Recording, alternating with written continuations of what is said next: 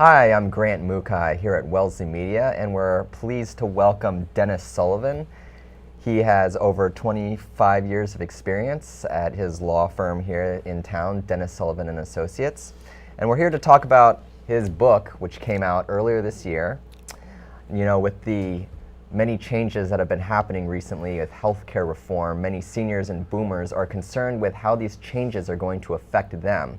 So this book talks a little bit about how to avoid rising long-term costs while protecting your spouse, home, and life savings. So that's right, Grant. We've actually been helping clients for a number of years, but especially with the new Healthcare Reform Act, never before have seniors and boomers and their families been as concerned as they are now about what it means for them and for the future. So we worked over 6 or 8 months or so while the Healthcare Reform Act was being put together to monitor the changes so that we come up with information for the book.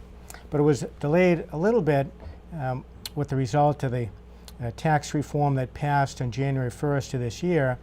So we took a little bit of extra time to explain some of the new provisions in the book on tax increases, as well as some of the changes such as with the membership panels. And a lot of that is discussed in the book. what happens if I get sick and need a nursing home? Is my spouse protected as well? Well, Grant, unfortunately, if you or your spouse get sick, all of your life savings is at risk except for a modest $115,980 allowance for your spouse, as long as he or she is not in a nursing home herself. If, on the other hand, both members of the couple are in a nursing home, the amount you get to keep is reduced to $2,000 each. The rest of the combined life savings will be at risk to pay nursing home bills.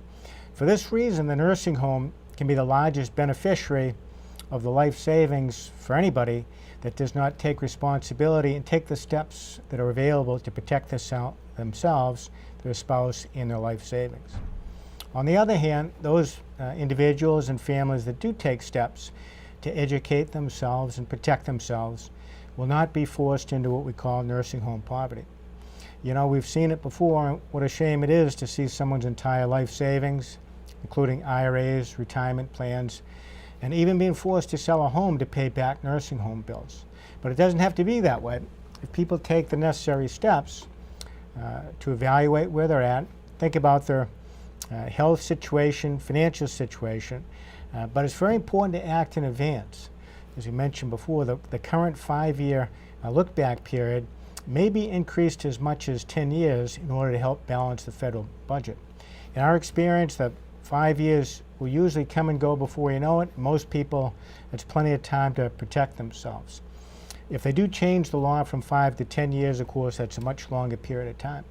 And we've written about all of the impending changes and how to do an assessment of the situation. It's all explained in our new book, The Senior and Boomer's Guide to Healthcare Reform and Avoiding Nursing Home Poverty. It will make sure that people know about steps that they can take now to protect as much as possible if they act in advance. The book's available from our website, and if they'd like additional information, we provide community education as well, workshops. Seating's limited, but people can register in advance if they like on our website at www.dsullivan.com, or they can call an 800 number, which is 800-964-4295. That's available 24/7 to register for limited seats that are available.